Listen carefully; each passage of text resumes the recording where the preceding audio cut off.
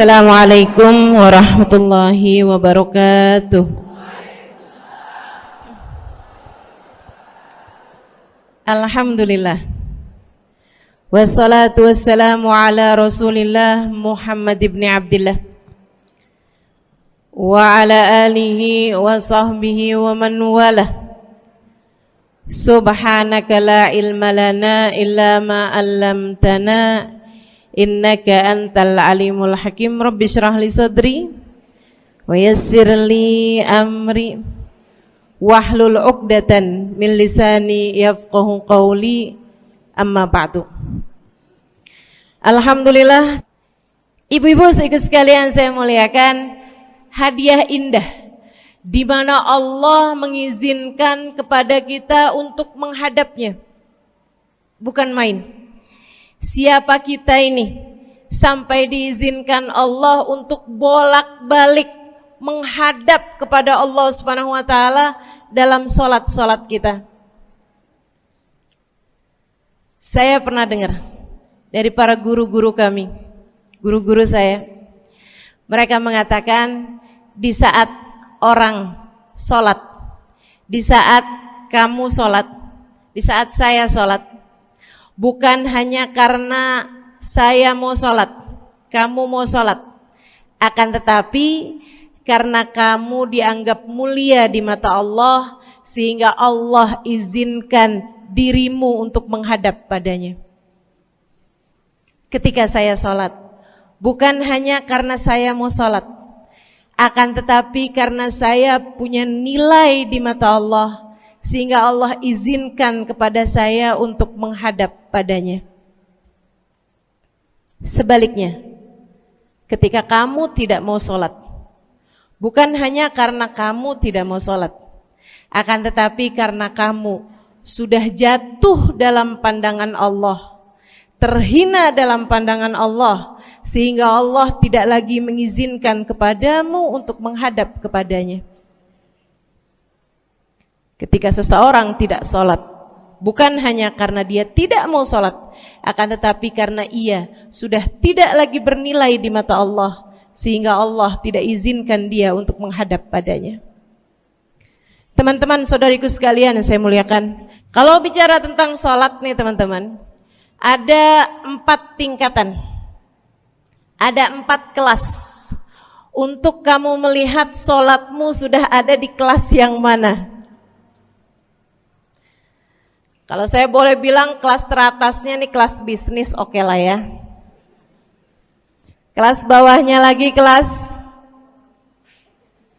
atasnya kelas eksklusif ya, kelas eksekutif. Terus bawahnya lagi kelas bisnis, bawahnya lagi kelas. Tapi ada 4 kelas, bawahnya lagi kelas gerbong. Nggak naik dalam kereta nih ya. Kelas yang paling bawah kita bahas nih, kelas gerbong nih. Kayaknya naik di atasnya nih ya, gerbongnya. Teman-teman sekalian, orang yang di saat mengerjakan sholat, dia kerjakan juga, tapi merasanya sebagai beban. Ya ampun, udah maghrib aja, baru juga asar. Ya ampun, males banget dah. Ini gak ada rusuh nih. Kita kan lagi jalan-jalan nih. Kita kan lagi belanja nih di Tanah Abang. Kita jamaah aja gimana sholatnya. Nah ini orang-orang yang menganggap sholatnya sebagai beban. Malas kalau disuruh sholat, terutamanya subuh. Terutamanya sholat subuh. Ini Allah ceritakan orang-orang yang seperti ini adalah kelompoknya orang munafik. Naudzubillah. Alladzina idza qamu ila sholati qamu kusala. Orang-orang yang kalau disuruh sholat bangun juga sih, tapi malas banget. Setan nih nemenin dia, kayak naroin batu di atas kepalanya, bikin dia berat mau ngerjain sholat. Kalau lagi tidur, ngipas-ngipasin matanya, bobo aja lagi. 5 menit lagi, 5 menit lagi. Bangun-bangun udah siang. Pernah terjadi padamu?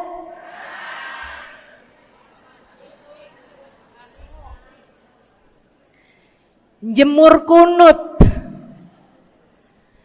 Bu, yang dijemur tuh jemuran aja, cucian aja. Jangan sampai jemur kunut. Kunutnya dijemur ya. Ketika ada seseorang yang disampaikan kepada Nabi Muhammad bahwasanya orang itu tidak bangun kecuali sesudah azan subuh, artinya enggak tahajud, artinya enggak bangun di sepertiga malam terakhir, bangunnya sesudah azan subuh. Nabi mengatakan padanya tentang orang itu, Nabi bilang pada para sahabatnya, inna syaitan bala fi udhunih, itu adalah orang yang telinganya dikencingin sama setan. Pada pernah dikencingin setan? Kalau bangunnya habis adzan tuh dikencingin setan. Kalau bangunnya udah terbit matahari dikencingin siapa kira-kira? Insyaallah. Teman-teman saudariku sekalian yang saya muliakan, alladzina idza qamu ila sholati qamu kusala, malas bener kalau diajakin sholat, sampai sebagian sholatnya dikerjakan keluar dari waktunya. Yang seperti ini masuk dalam firman Allah Subhanahu wa taala, a'udzubillahi minasyaitonir rajim, fawailul lil musallin alladzina an salatihim sahun. Fawailul lil musallin alladzina hum an salatihim sahun. Celaka orang-orang yang salat. Kenapa kok orang salat celaka ya Allah? Sebab mereka an salatihim sahun, melalaikan salat mereka. Apa maksudnya melalaikan? Imam Sayyidina Ibnu Abbas dalam salah satu tafsir beliau mengatakan alladzina yuakhiruna an waqtiha au yuqaddimuha ila ghairi waqtiha. Orang-orang yang mengakhirkan sholat sampai keluar dari waktunya atau memajukannya sebelum waktunya. Mau pergi ke Tanah Abang nih, jam 11. Ntar kita ribet nih urusan sholat duhur. Dah sholatin sekarang aja. Ini orang-orang yang fawailul lil musallin. Bu, sesibuk apapun dirimu, jangan pernah ninggal sholat. Bu, lagi ngerjain perkara penting apapun kamu, jangan pernah mengakhirkan sholat. Jangan pernah mengeluarkan sholat dari waktunya. Kenapa gitu? Karena bu, sholat itu urusanmu sama Allah. Gak ada yang lebih penting daripada itu. Gak ada yang lebih penting daripada itu. Siapa yang mementingkan Allah, dia bakal dipentingin sama Allah. Siapa yang meremehkan sholatnya, berarti dia telah meremehkan Allah. Siapa yang meremehkan Allah, dia akan diremehkan oleh Allah. Na'udzubillah min dzalik. Buat adik-adik jomblo, jangan pernah mau kawin sama orang yang gak sholat. Biarpun kamu udah nunggu cukup lama, kalau ada yang lamar kamu dan dia gak sholat, jangan mau bu. Dek, ibu-ibu juga, kalau ada yang janda di sini,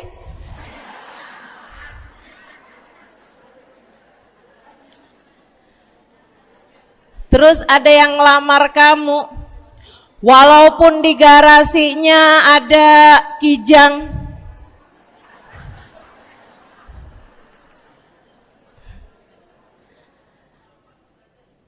ada bebek, motor maksudnya ya, datang melamar kamu, jangan terima. Orang yang gak sholat, kamu jangan mau jadi istrinya. Kenapa? Saya kasih tahu ya, Allah aja dia tinggalin, apalagi kamu.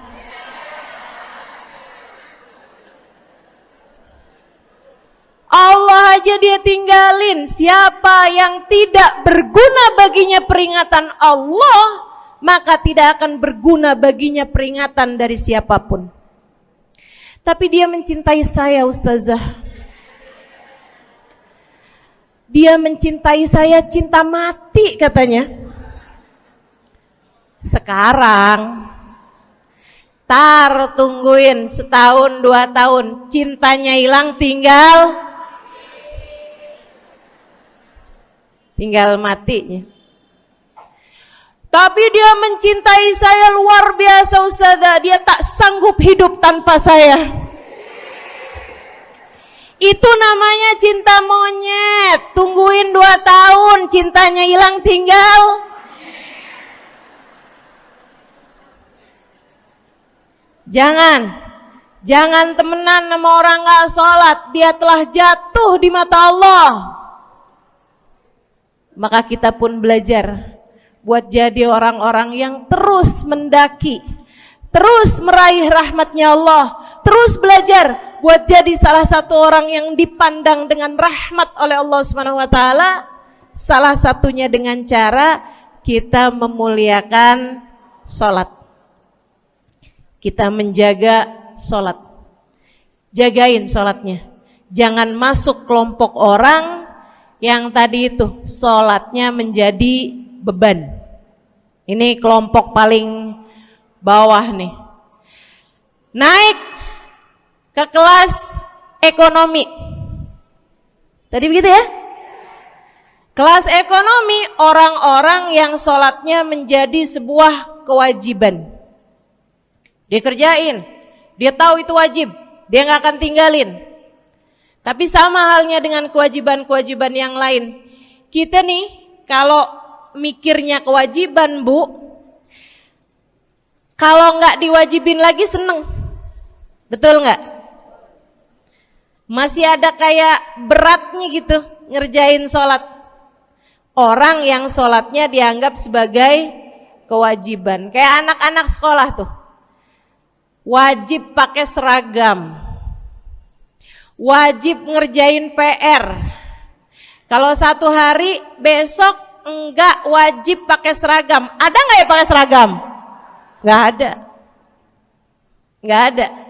Nggak ada yang besoknya dipakai seragam. Terus tanyain, kenapa kamu tetap pakai seragam? Abisnya saya suka sama seragamnya. Nggak ada. Karena mereka menganggap pakai seragamnya adalah kewajiban.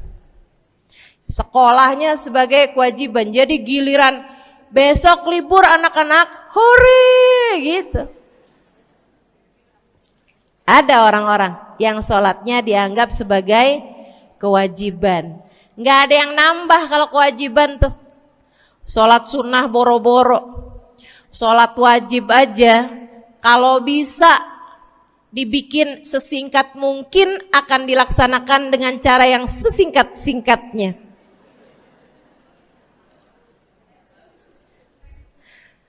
Habis ruku i'tidal sujud cepet bener ya. Malaikat raqib sama malaikat atid nih udah tahu aja kalau dia sholat. Habis ghairil maghdubi alaihim waladdallin. Malaikat atid bilang sama malaikat raqib, kulhu, catat kulhu udah pasti.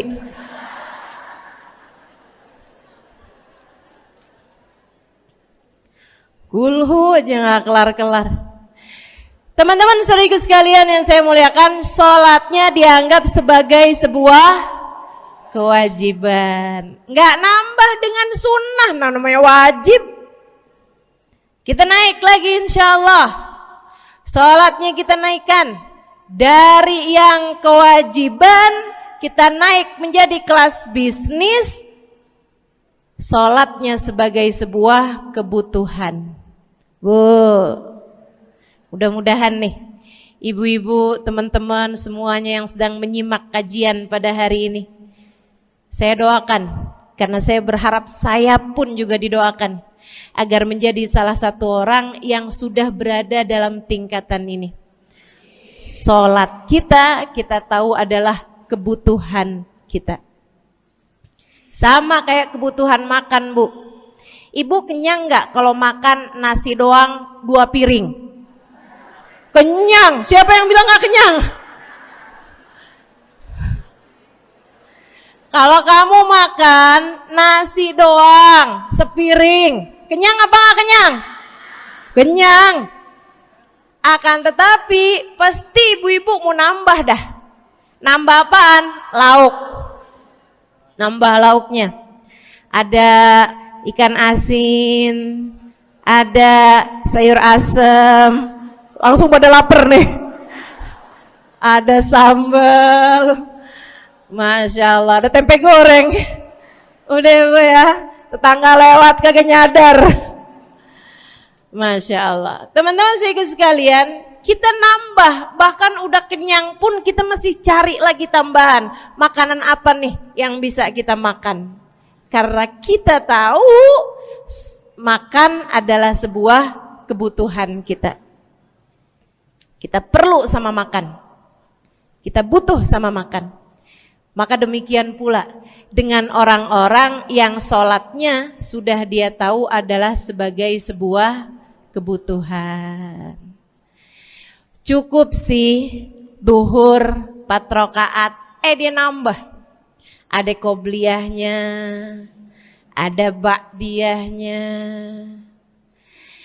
Jam-jam 9 pagi nggak ada sholat wajib sih, tapi pengen ngemil, ya Bu ya, dengan cara kerjain sholat duha.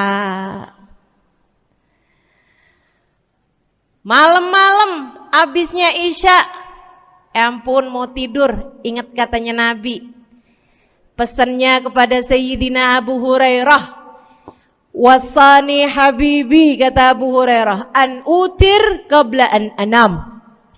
Kekasih saya Nabi besar Muhammad, kata Abu Hurairah, kasih pesan pada saya untuk jangan tidur sebelum sholat witir.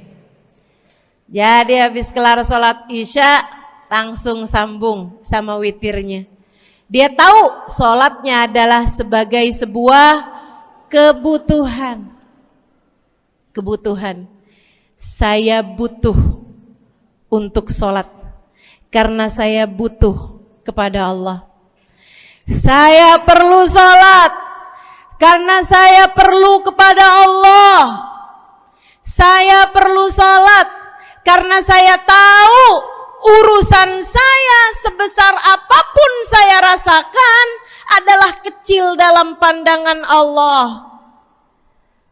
Saya perlu sholat karena permasalahan dalam hidup saya yang saya rasakan sebesar gunung di atas pundak saya, di atas punggung saya, di hadapan Allah tak sampai seperti setitik debu yang mudah saja untuk dia angkatkan dari kehidupan saya. Maka kita pun menjadikan sholat sebagai sebuah kebutuhan. Lagi sakit, jangan ninggal sholat. Kenapa? Kamu menghadap kepada yang punya kesehatan. Lagi banyak utang, jangan ninggal sholat. Sama, jangan utang lagi. Karena kamu menghadap kepada pemilik segala kekuasaan, pemilik dunia dan akhirat, pemilik semua uang di atas muka bumi ini adalah Allah. Makanya Habib Ali Habsyi, penulis kitab Maulid Simtud Durar, yang tadi ibu-ibu baca maulidnya, beliau pernah bilang, Ada dalam salah satu diwan beliau. Diwan tuh syair-syair beliau itu ya. Ali idza qad marid syafahu fi'lus shalah la'alla syirru sifa fi wad'i tilkal jibah. Kata beliau, Ali nih kalau lagi sakit, nih Habib Ali ya, beliau tuh padahal punya amal ibadah sangat banyak. Tapi Habib Ali bilang, Ali idza qad marid syafahu fi'lus shalah. Ali nih kalau lagi sakit, sembuhnya sama sholat. Sembuhnya sama sholat. La'alla sirru sifa. Rasa-rasanya memang Allah letakkan rahasia kesembuhan ada pada fi wad'i tilkal jibah, terletakkannya jabhah kita, dahi kita di tempat sujud. Di sana semua permasalahan-permasalahan dalam hidupmu menjadi ringan. Saat kamu meletakkan dahimu di tempat sujud, kamu berbisik lirih kepada Allah, akan tetapi suaramu didengar sama yang punya arsy. Akan tetapi suara bisikanmu didengar segenap malaikat-malaikat yang ada di atas langit. Kemudian mereka mendoakanmu sehingga Allah mengatakan wasjud waqtarib, sujudlah kamu. Posisi sujudmu itu waqtarib akan membuatmu menjadi dekat dengan Allah Subhanahu wa taala. Sujudlah dan mendekatlah kepadaku, kata Allah. Agrab ma yakunul 'abd min rabbih fahuwa sajid, kata Nabi Muhammad. Fa'akthiru fihi du'a faqamin an yustajabulah. Tempat terdekat seorang hamba dengan Tuhannya adalah saat dia sedang sujud. Maka perbanyaklah doa dalam sujudmu, kata Nabi Muhammad. Doamu sangat mungkin diijabah oleh Allah. Apalagi kalau doanya kamu haturkan di sepertiga malam yang terakhir. Saat-saat di mana kebanyakan manusia di sekelilingmu yang lalai berada dalam tidurnya, berada dalam alam mimpinya. Para ulama tuh sampai bilang, Bu, dari kehususannya sepertiga malam yang terakhir, orang yang ngerjain maksiat aja sepertiga malam yang terakhir tuh tidur. Ibu gak pernah tahu orang-orang pulang diskotik jam berapa? Gak tahu ya, sama. Tapi Bu, yang pasti mereka tuh sepertiga malam yang terakhir malah pada pulang, malah pada tidur gitu. Orang maksiat aja itu sama Allah dibuat tidur tuh di jam-jam yang biasanya turun rahmatnya Allah. Allah mau milih nih mana nih hamba-hambaku, pilihan-pilihanku akan aku bangunkan untuk menghadapku. Kemudian Allah Subhanahu wa taala bertanya, hal min mustaghfirin, hal min taib, hal min talibi hajatin faunilahul matalib. Siapa nih di antara kalian yang lagi mohon doa, minta pertolongan, mohon ampunan, akan aku beri, kata Allah Subhanahu wa taala, sebab kalian meminta pada waktu yang paling aku suka. Kalau punya hajat minta. Kapan mintanya? Dalam sujud. Kapan sujudnya? Dalam sholatmu di sepertiga malam yang terakhir. Bu, ngelihat muka-mukanya pada punya hajat banyak-banyak nih. Gimana tahajudnya? Mudah-mudahan Allah jadikan kita salah satu di antara mereka yang menyibukkan diri di sepertiga malam yang terakhir, insyaallah. Sampai-sampai Bu ya, saya tinggal lama di kota Hadramut dulu. Orang-orang di Hadramut, orang awamnya, itu kalau mereka punya anak kecil umur 1 tahun, 2 tahun, 3 tahun tuh, punya anak bayi, balita gitu. Kalau mereka bangun di sepertiga malam yang terakhir, mereka akan membangunkan anak-anaknya walaupun buat main. Alasannya 2. Yang pertama, agar mereka terbiasa bangun di jam-jam segitu. Nantinya kalau besarnya mereka jadi udah kebiasaan bangun di jam segitu, gampang ngerjain tahajud. Alasan yang kedua, ibu-ibu sekalian, agar anugerah, karunia, rahmat, pemberian Allah yang Allah turunkan di sepertiga malam yang terakhir, anak-anak mereka pun berhak untuk mendapatkannya karena mereka tidak sedang dalam keadaan tidur dan dalam keadaan berjaga. Kan kebalik sama orang kita. Anak-anak kita, cucu-cucu kita kalau bangun jam segitu kita tidurin lagi, masih malam nak, masih malam. Mama masih ngantuk nak. Masya Allah. Ibu, saya punya ibunya guru saya. Saya punya guru salah satunya dan yang tercinta di hati saya, Sayyidil Habib Umar bin Hafid. Guru saya. Beliau punya ibu namanya Hubabah Zahra. Almarhumah, baru meninggal masa-masa deket pandemi. Ya Bu ya, baru aja beberapa tahun silam meninggalnya. Itu ibu-ibu sekalian punya anak kalau nggak salah 12. Kalau nggak salah 12 anak beliau. Laki-laki 5. Kalau saya nggak salah ya, mohon maaf kalau saya salah. Kemudian yang perempuan 7. Semuanya soleh-solehah. Semuanya Bu jadi orang-orang yang luar biasa, yang terutamanya anak yang pertama yaitu Habib Ali Masyhur jadi mufti pada zamannya di Kota Tarim. Sampai wafatnya beliau masih sebagai mufti. Mufti itu Bu, permasalahannya umat semuanya ada di meja beliau untuk beliau selesaikan. Anak yang laki-laki yang paling kecil, Al Habib Umar bin Hafid, menjadi kita tahu semuanya ya, orang soleh, ulama, waliullah. Ibu-ibu sekalian, kita mau tahu nih, anak-anak soleh-solehah semacam itu ibunya kayak gimana gitu. Karena Bu, mohon maaf. Walaupun memang Nabi Nuh, nabinya udah soleh, anaknya gak soleh. Kan begitu ya? Ada juga sih, tapi secara mayoritasnya Bu, buah jatuhnya tak jauh dari emaknya begitu, anaknya kurang lebih begitu. Anaknya begitu, emaknya biar kita nggak lihat gitu udah bisa ngebayangin kayak apa orangnya.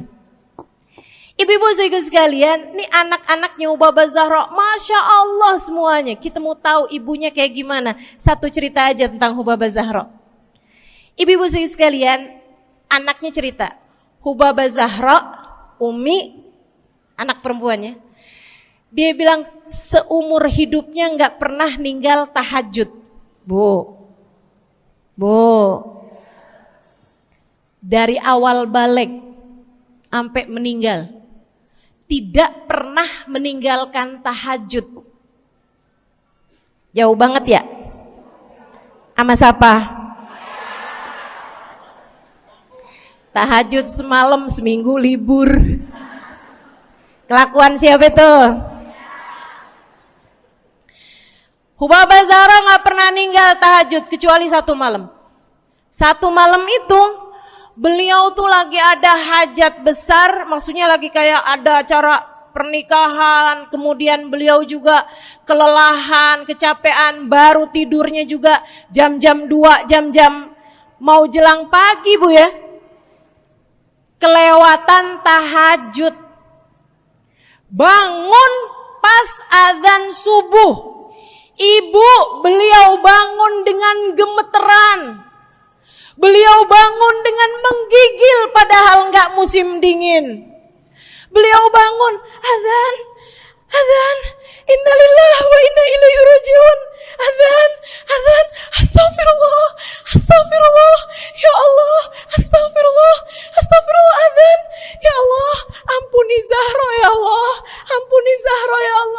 Anaknya cerita, hari itu aku tidak pernah melihat ibuku berlelehan air mata sepanjang hari lebih daripada hari tersebut.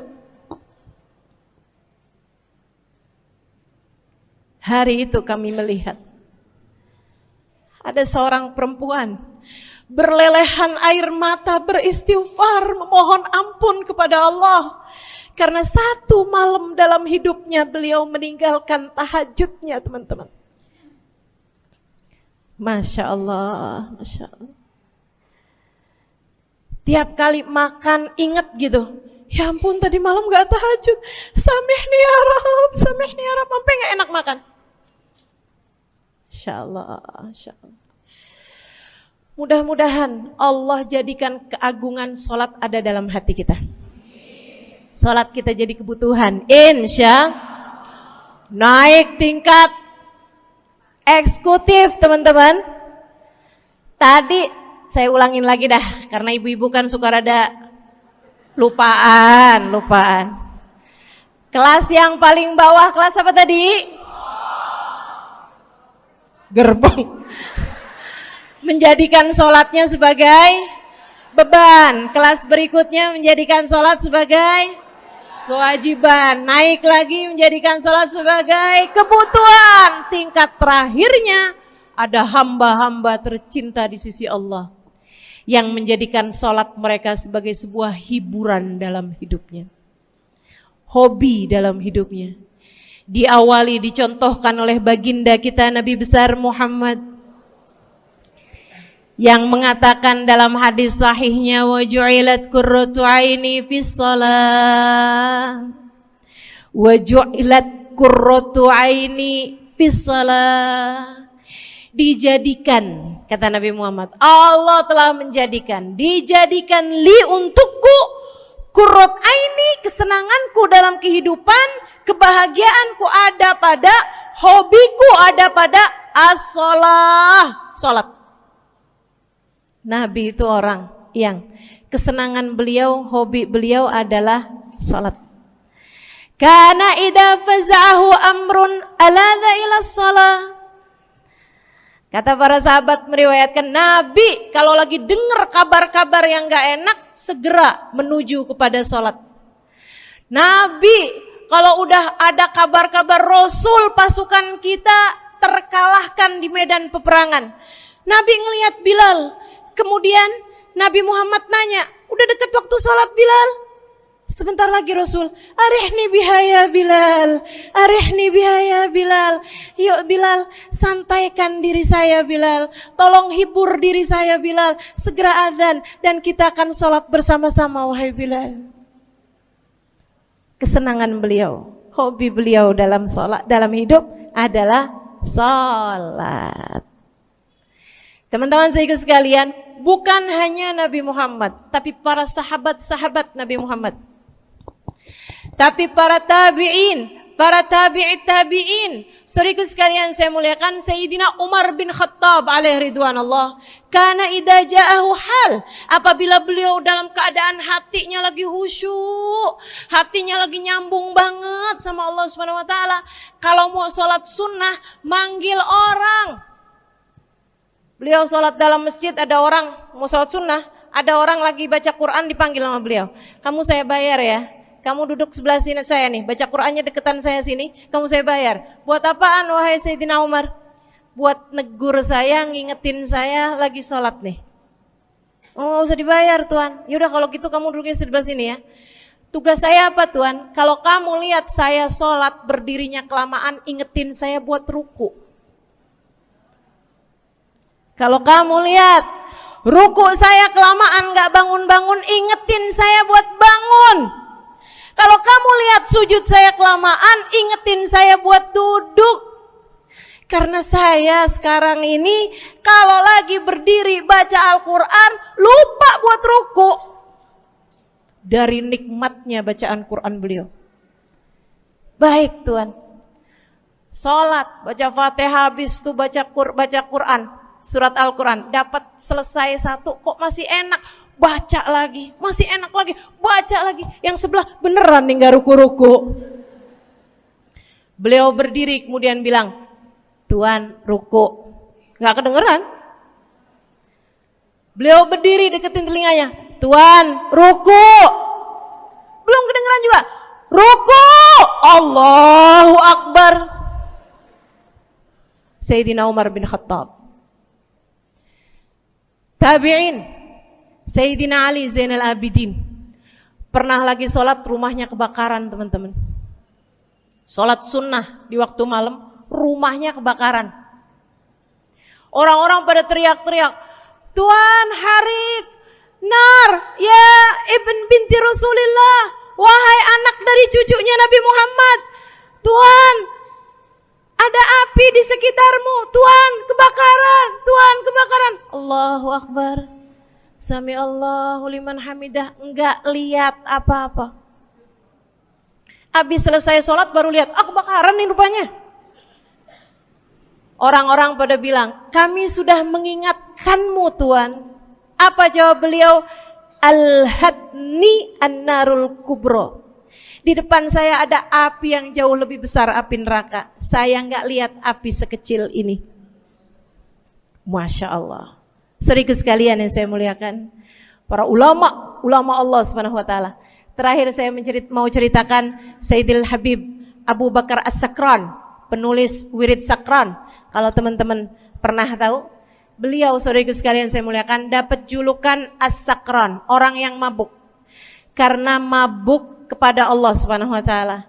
Beliau pernah satu waktu kena penyakit di punggungnya. Beliau kemudian tanya sama dokter, kata dokter, wah ini nih penyakit mesti diangkat, mesti dioperasi. Ya udahlah, operasiin saya. Disuguhin 1 gelas khamr di waktu yang telah ditetapkan untuk jadi waktu operasi. Apa ini? Khamr, minuman keras. Zaman itu belum ada obat bius. Dia bilang, ini buat apa? Khamr ini Tuan, minuman keras ya, agar engkau enggak sadar. Jadi enak gitu kita ngoperasinya. Dia bilang, saya mau dengan kesehatan saya kepengen ngerjain taat kepada Allah, saya enggak mau. Saya dapetin kesehatan saya dengan cara mengerjakan yang diharamkan Allah, yaitu minuman keras. Saya enggak perlu ini. Waduh, kalau gitu nggak bisa dioperasi Tuan. Kenapa soalnya? Ya nanti kan kesakitan, nanti susah operasinya gitu. Oh gampang. Kalau kalian pengen bikin saya nggak sadar, nggak perlu minuman keras. Terus gimana? Operasikan kalau saya sedang sholat. Maka mulailah, dokter-dokter udah pada siap. Beliau lagi sholat sunnah ya Bu ya. Allahu Akbar gitu. Mulai dokter buka baju belakangnya. Mulai Bu digunting kulitnya, digergaji tulangnya. Beliau Bu mukanya meringis saja enggak. Beliau ruku, dokternya ikutan nungging. Beliau sujud, dokternya ikutan menunduk juga. Beliau sholat nikmat banget. Sampai beliau selesai dari sholat, beliau nanya sama dokter-dokternya, kenapa nggak nurut tadi tuh waktu saya sholat mestinya operasi? Kata dokter, udah selesai Bib dari tadi. Masya Allah. Radiyallahu ta'ala anhum wardahum. Ini bukan kelas-kelas kita, saya cuma ceritain aja sama ibu-ibu. Bukan berarti ibu-ibu nanti pas waktu sakit bilang sama dokter-dokter nggak usah dibius. Beda hati Bu, beda hati. Ya Bu ya, beda iman, beda semuanya kita sama mereka. Yang pasti, makanya saya kan yang ini nggak doa nih.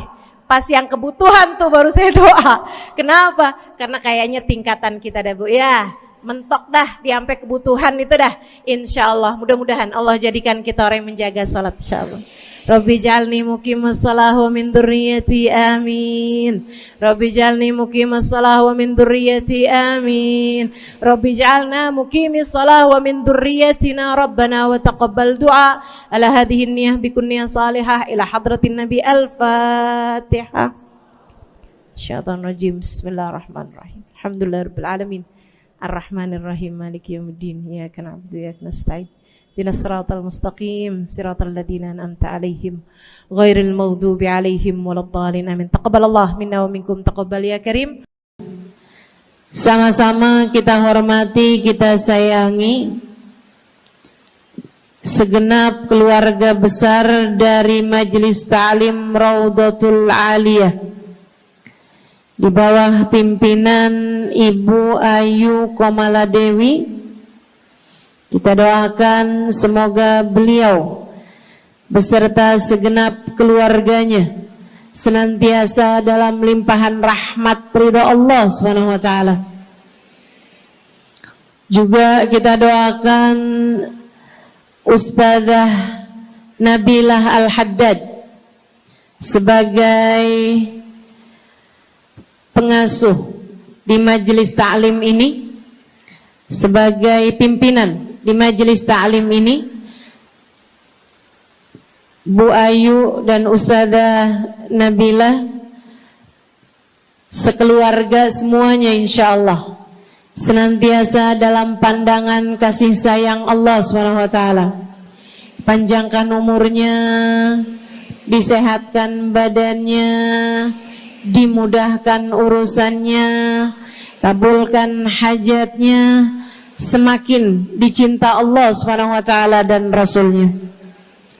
Para ustadzah, para hubabah, para syarifah, para pimpinan pondok pesantren, para pimpinan majelis ta'lim, yang mudah-mudahan semuanya dalam limpahan rahmat ridha Allah SWT, serta tentu saja semua yang hadir di majelis ini, baik ibu-ibu, kakak-kakak, adik-adik, anak-anak, yang mudah-mudahan semuanya dirahmati Allah, disayang Allah, dibahagiakan Allah, diistiqomahkan jalannya menuju ridha Allah Subhanahu wa taala, insyaallah diistiqomahkan jalannya menuju surga Allah Subhanahu wa taala. Amin ya rabbal alamin. Qul amantu billah thumma istaqim, kata Nabi Muhammad sallallahu alaihi wasallam kepada seorang pemuda yang meminta nasihat, ya Rasulullah ausini, wahai Rasul tolong nasihati aku. Kita kalau ketemu orang mulia jangan minta duit, Bu. Kita kalau datang ketemu sama orang-orang yang kita tahu doanya mustajab, sangat soleh, hidupnya baik, apalagi jika dia adalah kekasih-kekasih Allah Subhanahu wa taala. Kamu kalau berjumpa dengan ulama, jangan minta sesuatu yang duniawi. Tirulah para sahabat ketika berjumpa dengan Nabi Muhammad. Biasanya mereka meminta satu dari dua hal. Yang pertama, mereka minta doa. Ida'ili ya Rasulullah, doakan aku wahai Rasul. Ibu juga gitu. Kalau ketemu sama ulama, ketemu orang soleh, ketemu kiai, ketemu habib yang kita tahu doanya mustajab, bertemu hubabah, mintalah doa. Tapi jangan hanya sekedar urusan doa duniawi, Bu. Doa duniawi itu yang gimana, Ustazah? Doa yang kalau diijabah nggak akan manfaat begitu kamu masuk dalam alam kubur. Itu namanya doa duniawi. Ustazah, doakan saya biar saya cepat kebeli rumah. Bu, kalau mati rumahnya dibawa gak? Ustazah, doakan saya kepengen beli HP baru. Dibawa gak HP-nya? Enggak. Itu namanya doa duniawi. Ustazah, Doakan biar suami saya tambah cinta.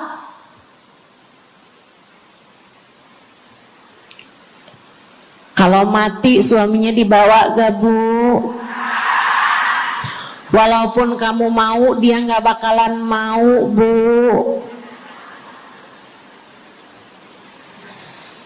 Sesuatu yang sifatnya duniawi. Ustazah, doakan biar anak saya soleh. Duniawi apa bukan? Bukan. Sebab kesolehan anak akan jadi tambahan bekal bagimu ketika kamu masuk dalam alam kubur. Jadi gak boleh nih Ustazah doa urusan duniawi atau minta didoakan urusan-urusan duniawi. Boleh, tapi jangan cuma itu.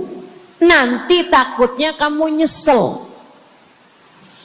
Kalau selama di dunia kamu doanya hanya untuk urusan dunia, takutnya begitu masuk dalam kuburan sudah tidak ada lagi doa yang akan Allah ijabah untukmu ketika kamu ada dalam alam kubur nanti.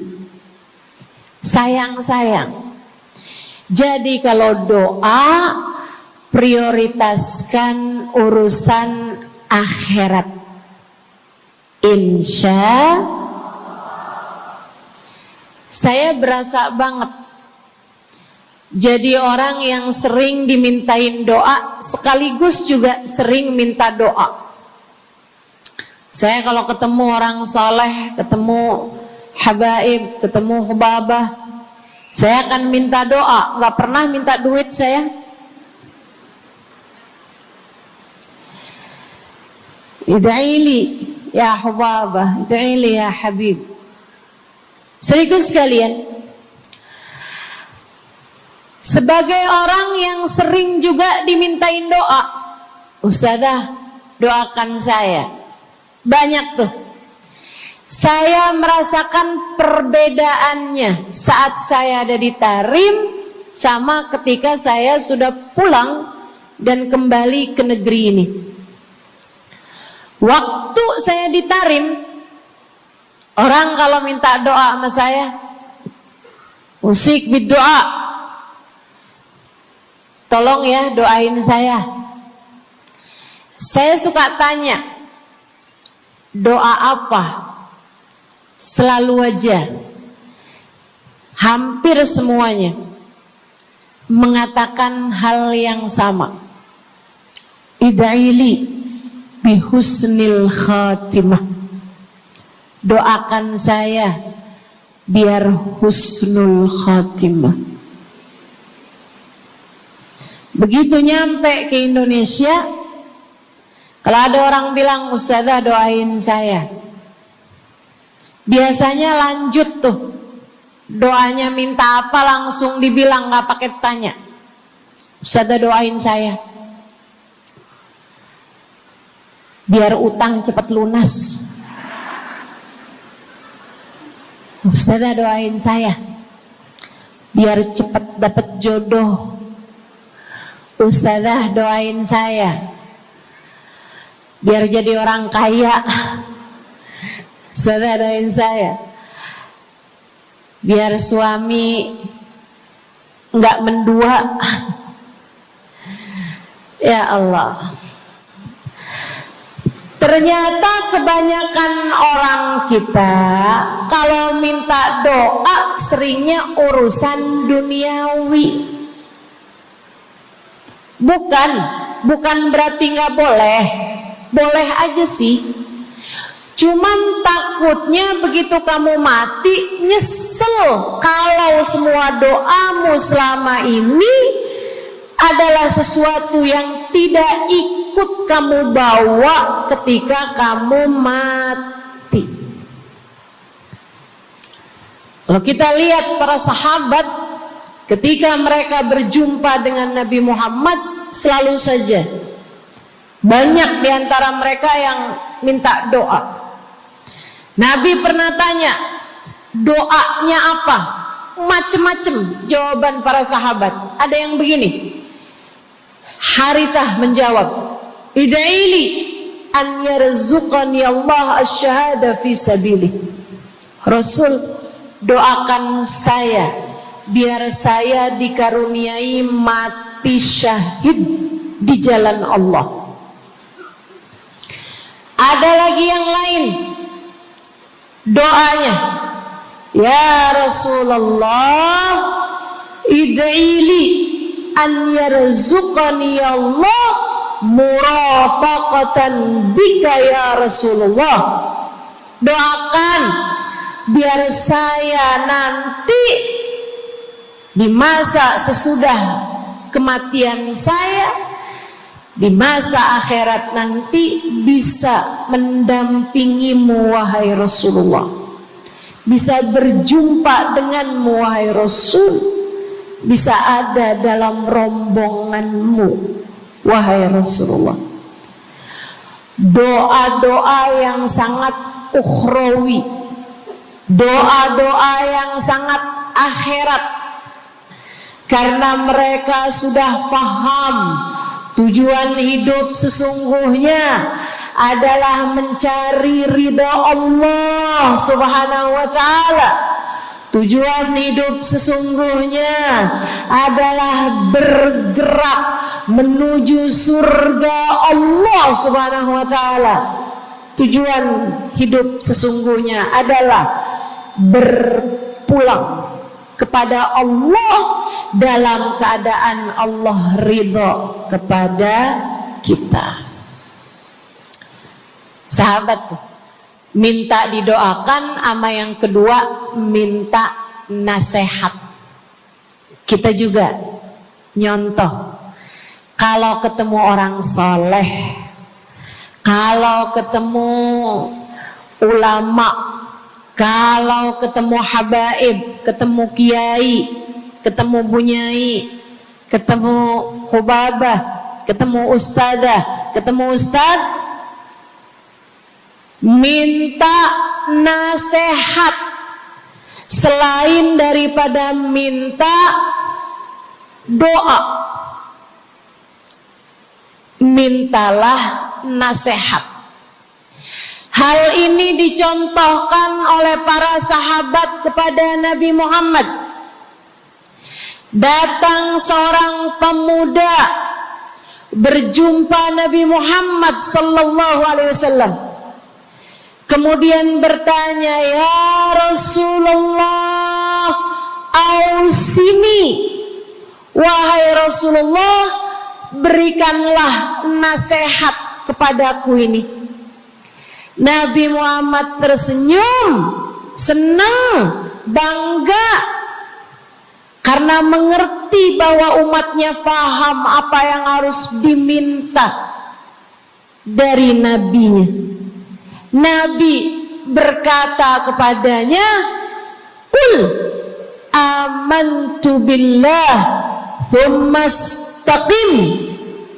Kata Nabi Muhammad, ucapkanlah, aku beriman kepada Allah, kemudian istiqomahlah kamu di jalan Allah. Nasihat Nabi Muhammad buat pemuda tersebut, nasihat Nabi Muhammad buat pemuda-pemuda umatnya sepanjang zaman. Nasihat Nabi Muhammad buat umatnya, baik yang muda maupun yang tua, baik laki-laki maupun perempuan, baik yang pintar maupun yang kurang pintar. Semua umatnya dinasehati sama Nabi Muhammad. Karenanya akan saya sampaikan hal ini kepadamu hari ini. Quli, ucapkanlah, amantu billah, aku beriman kepada Allah. Tsumastaqimi, kemudian istiqomahlah kamu, wahai saudariku, di jalan Allah. Katakanlah, aku beriman kepada Allah. Kemudian istiqomahlah. Istiqomahlah. Nasihat yang sangat indah dari baginda kita Nabi besar Muhammad, yang Allah karuniakan kepadanya jawami'al kalim, dapat selalu berbicara dengan kata-kata yang ringkas tapi padat. Nabi itu ucapannya ringkas tapi padat. Nggak kayak saya, Bu, udahlah panjang dan ya,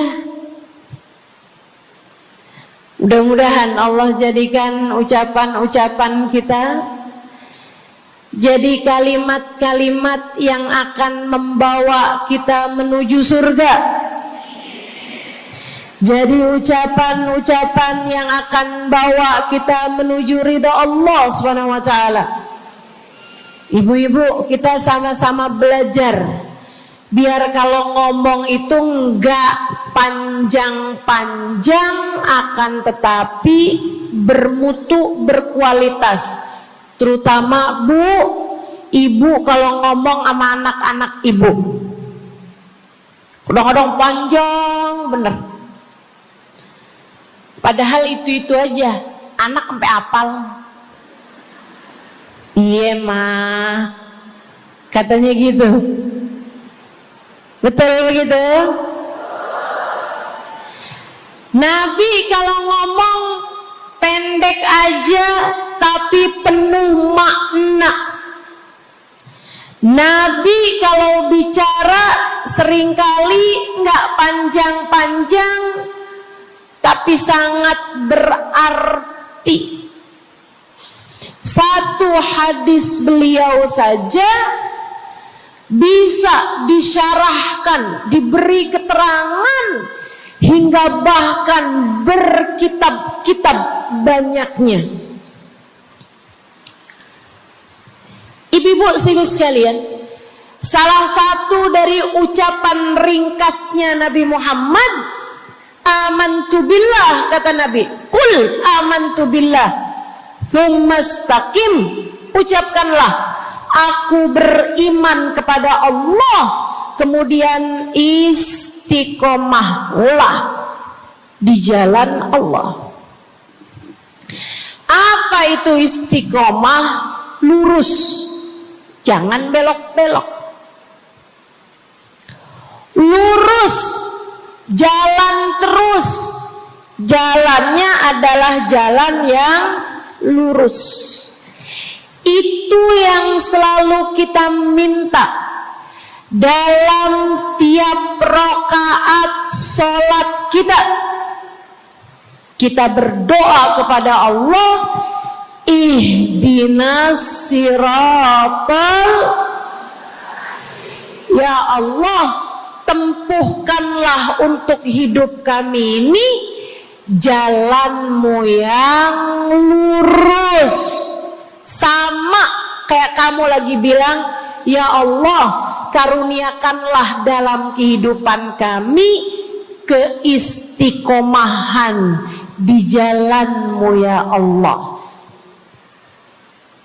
Kamu selalu minta istiqomah 17 kali sekurangnya tiap hari. Betapa sangat pentingnya istiqomah ini, saudaraku sekalian. berada dalam jalan yang lurus. Saya mau bahas jalan lurus yang dimaksud ini apa aja. 1, kamu harus lurus imannya. Amantu billah, aku beriman kepada Allah. Kata Nabi Muhammad sallallahu alaihi wasallam, "Qul amantu billah," ucapkanlah, aku beriman kepada Allah.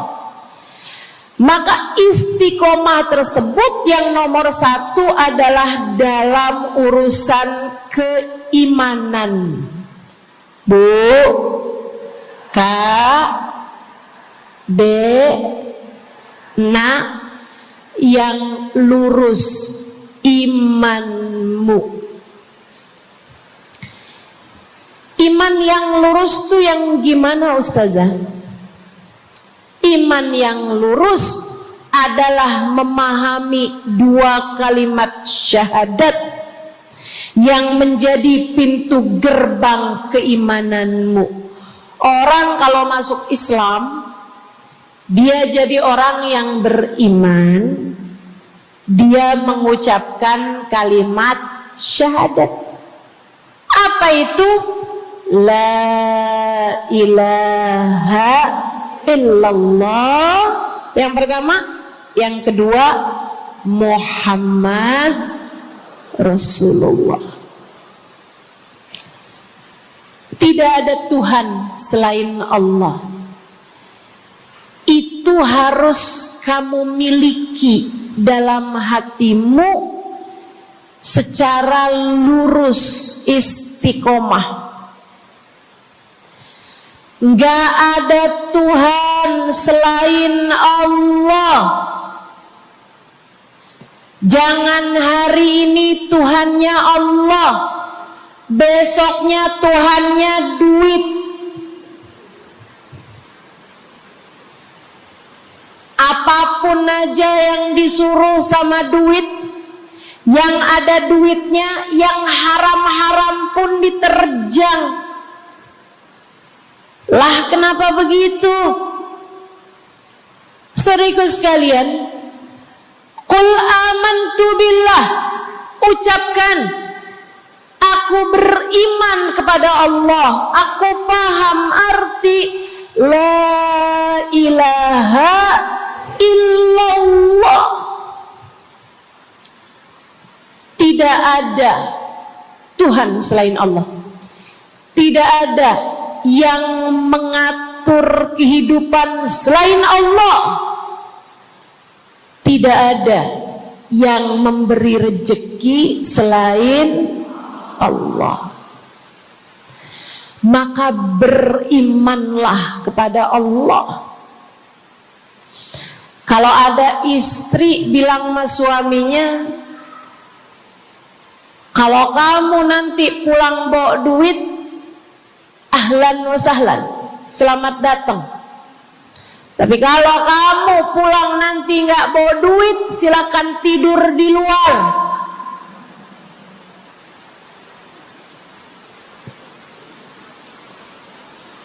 Kamu sepertinya kurang beriman. Kamu lupa bahwa pemberi rezeki bukan suamimu, melainkan yang ngasih rezeki itu cuma satu, Bu. Namanya bukan pekerjaan, bukan atasan, bukan pemerintah. Yang ngasih rezeki cuma Allah Subhanahu wa ta'ala. Maka berimanlah atas hal itu. Jangan nyalahin si ini, nyalahin si itu. Imanmu benerin. Imanmu benerin. Banyak orang saya liatin itu suka pada repot urusan rezeki. Banyak banget. Di dunia ini nih banyak yang suka repot urusan rezeki. ngejar dunia abis-abisan, ngejar duit segala macam cara, sampai omongannya nggak jadi omongan orang beriman. Waktu dibilangin jangan nyari rejeki yang haram, cari rejeki yang halal. Jangan berani ngambil yang bukan hakmu. Dia bilang begini nih, ya ustazah nggak tahu zaman sekarang, jangankan nyari yang halal, nyari yang haram juga susah saja.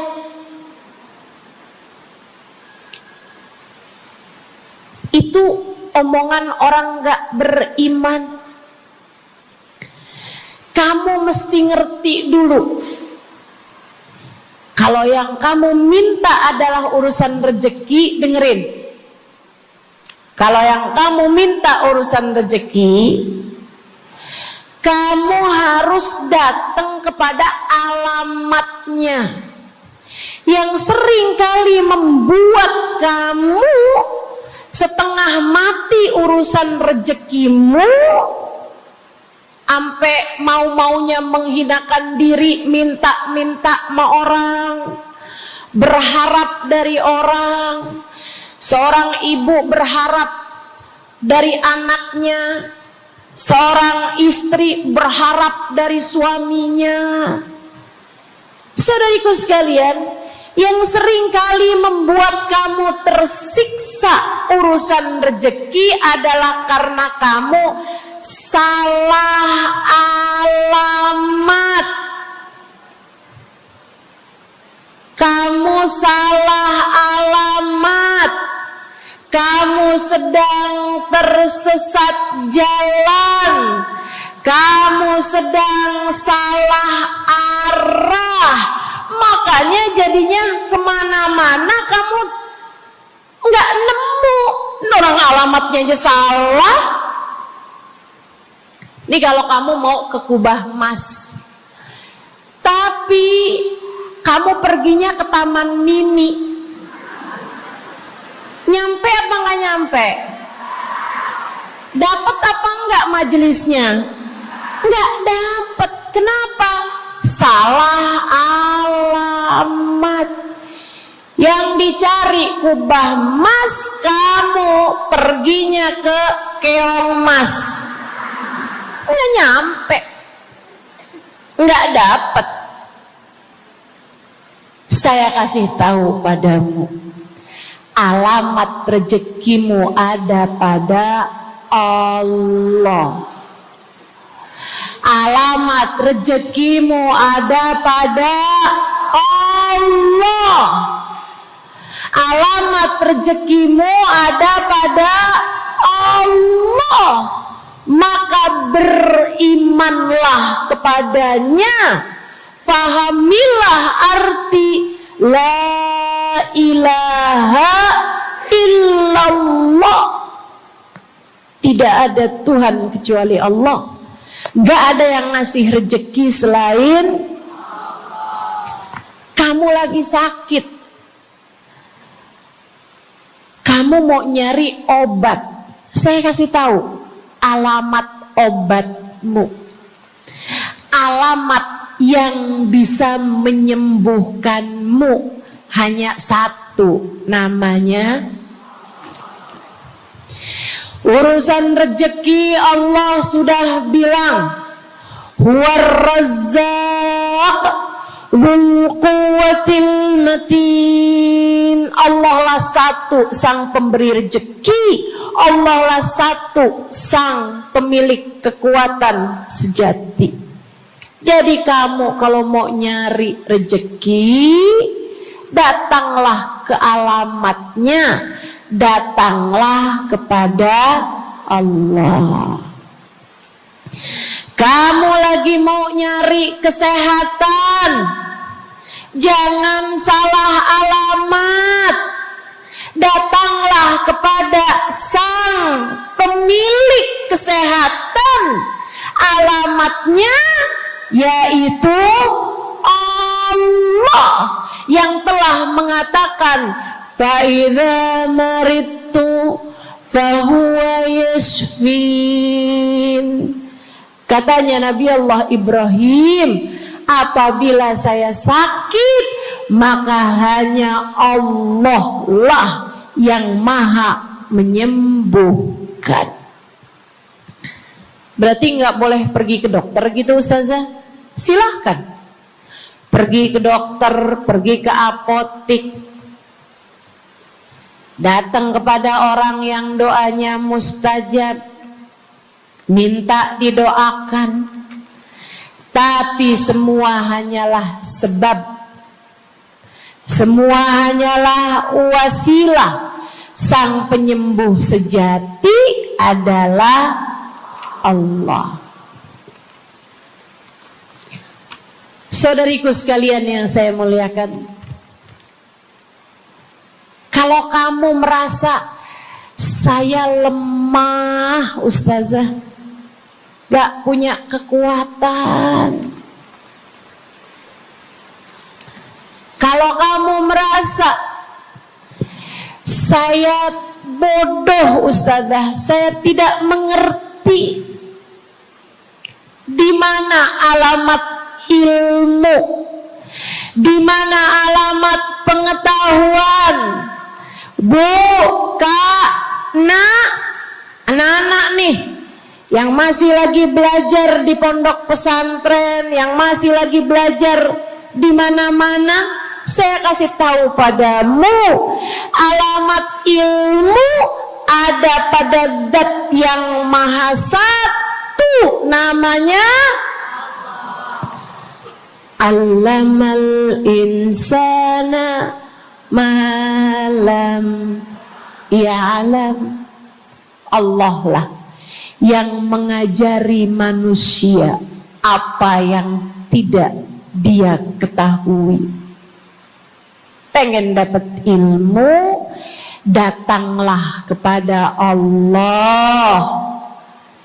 Pengen punya kekuatan, datanglah kepada Allah. Saya udah tua Ustazah, saya janda pula Ustazah, saya nggak punya kekuatan ya Ustazah. Kekuatanmu hanya ada pada Zat yang Maha Satu, Allah Subhanahu wa Ta'ala. Datanglah selalu padanya. Imanmu jangan biarkan ia naik turun. Imanmu biarkan ia kokoh di dalam hatimu. Jangan percaya kalau ada yang bilang kekuatan ada pada uang. Jangan percaya. Percaya hanya satu aja, kekuatan ada pada Allah. Jangan percaya orang bilang kekuatan ada pada kecantikan. Kalau kamu cantik, kamu kuat, suamimu gak akan kemana-mana. Jangan percaya, Bu. Percaya hanya satu aja, kekuatan ada pada Allah Subhanahu wa Ta'ala. Kamu takut terjadi hal-hal yang buruk bagimu, bagi anak-anakmu. Kamu kepengen ada yang jaga. Ibu, gak usah pusing-pusing mau nyari bodyguard, gak usah pusing-pusing mau sewa security, pengamanan. Sebab sang pemberi keamanan hanya satu, namanya Wallahu ya'simuka minan nas. Hanya Allah satu yang dapat menjagamu dari kejahatan manusia. Qul a'udzu birabbin nas. Katakanlah, aku berlindung kepada sang penjaga manusia, sang pemelihara manusia, sang pengasuh manusia. Allah Subhanahu wa ta'ala. Berimanlah padanya, istiqomahlah. Bu, gak ada yang bisa bikin orang meninggal selain Allah. Gak ada. Tapi dia ditabrak orang, Ustazah. Kalau gak ditabrak dia gak bakalan mati. Kamu kebalik. Justru karena dia harus mati, Allah jadikan dia ditabrak. Jelas? Ini imannya mesti yang benar nih. Jangan kamu kira ini ada dokter malpraktek sehingga dia kemudian meninggal dunia. Jangan kamu kira karena salah minum obat dia mati. Bukan, ibu-ibu sekalian, justru karena dia harus mati, karenanya kemudian ketemu sama dokter yang malpraktek lah, ketemu sama obat yang salah lah. Itu hanya sebab kematiannya itu sendiri. Allah udah bilang, idza jaa ajaluhum la yastakhiruna sa'atan wa la yastaqdimun. Apabila datang ajal seseorang, enggak ada siapapun yang bisa memajukan barang semenit pun, enggak ada yang bisa memundurkan meski sesaat sekalipun. Enggak ada. Emang udah kepastiannya. Waktunya mati ya mati, Bu.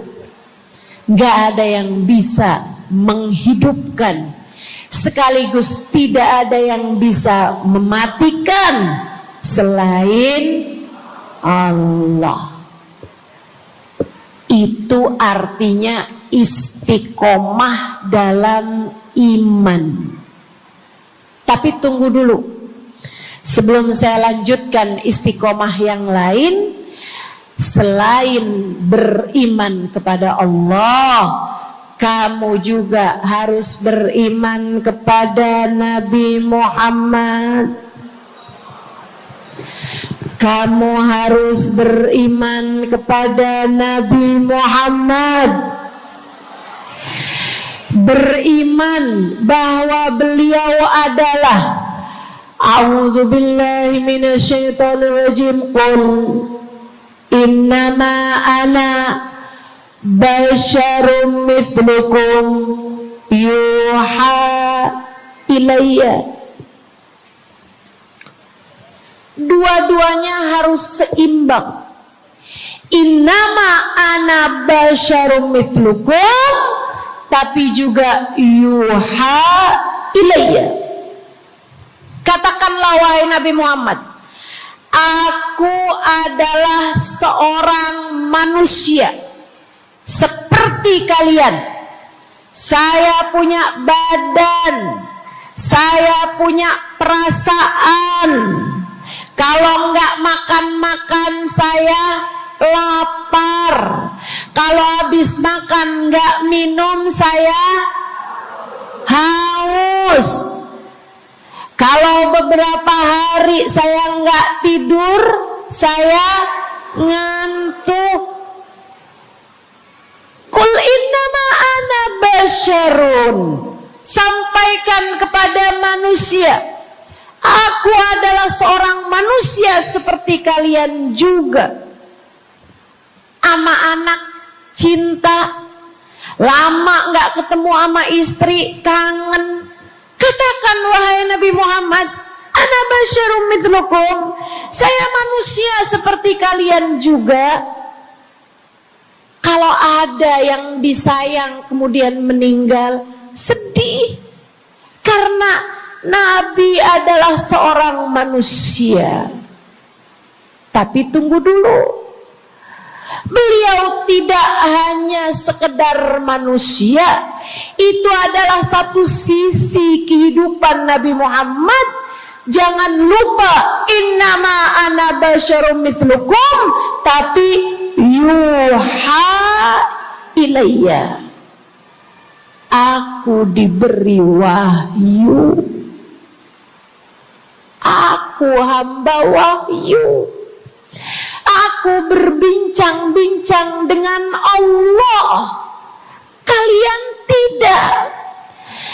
Aku berbicara langsung dengan Allah, kata Nabi Muhammad, kalian tidak.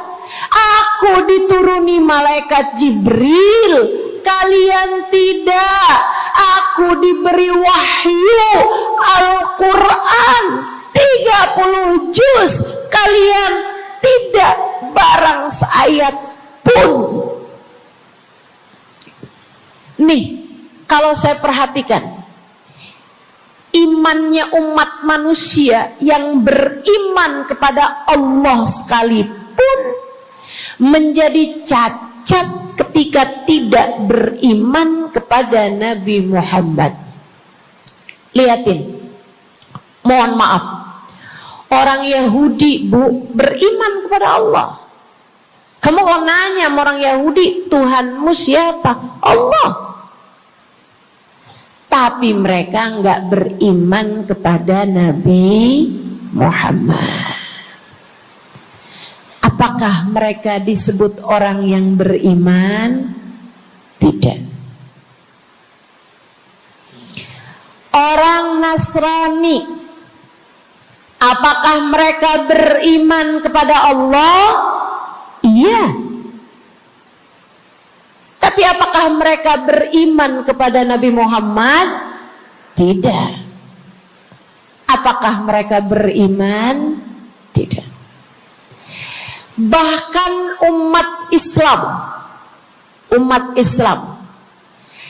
ada yang mempercayai sesudah Nabi Muhammad ada nabi yang lain, namanya Mirza Ghulam Ahmad, sehingga mereka menyebut agama mereka Islam, tapi agama Islamnya pakai ada kelanjutannya, Islam Ahmadiyah. Apakah mereka beriman? Tidak. Sebab syarat iman selain la ilaha illallah juga ada Muhammad Rasulullah. Bahkan, Bu, ada banyak di antara kita orang-orang yang iman kepada Allah luar biasa, tapi kalau urusan kepada Nabi Muhammad, kalau lagi diceritain Isra Mi'raj, dia bilang Nabi Muhammad tuh gak usahlah segitu amat diperayakan Isra Mi'rajnya.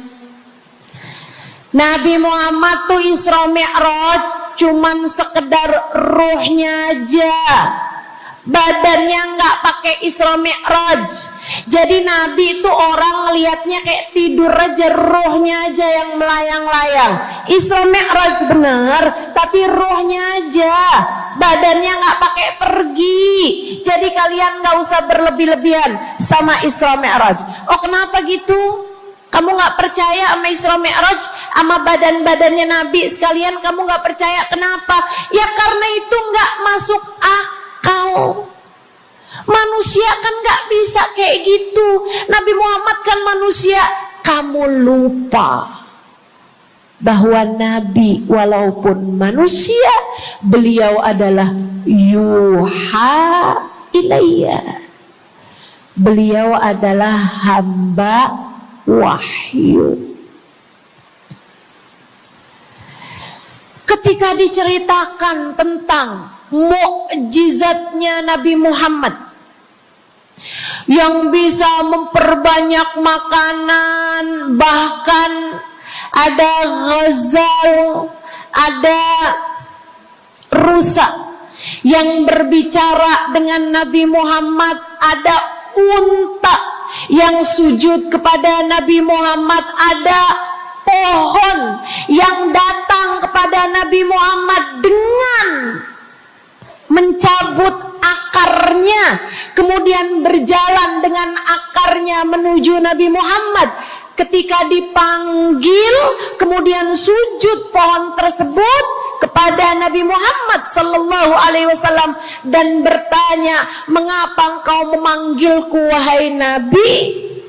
Dia nggak percaya, nggak masuk di akal.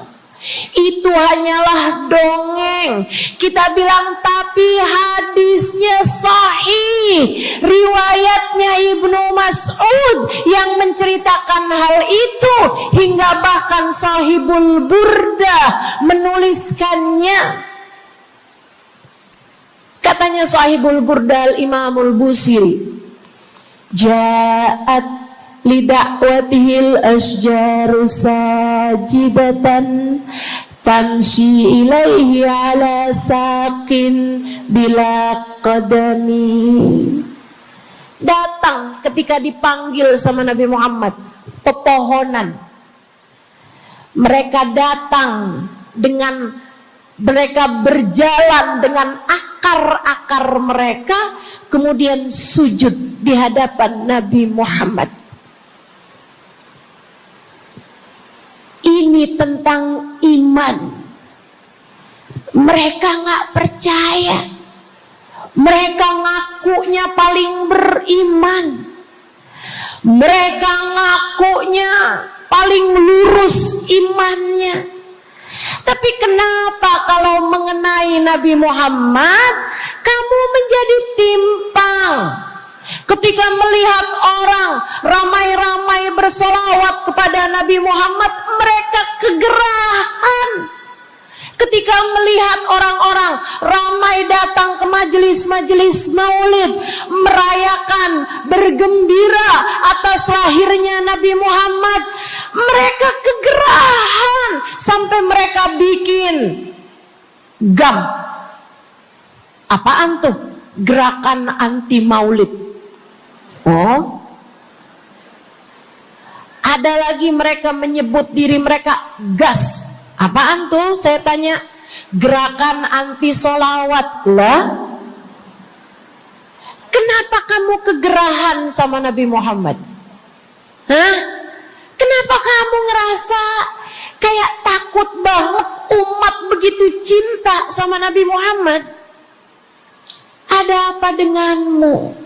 Kamu lupa Nabi Muhammad memang manusia, tapi qul innama ana basyarum mithlukum yuha ilayya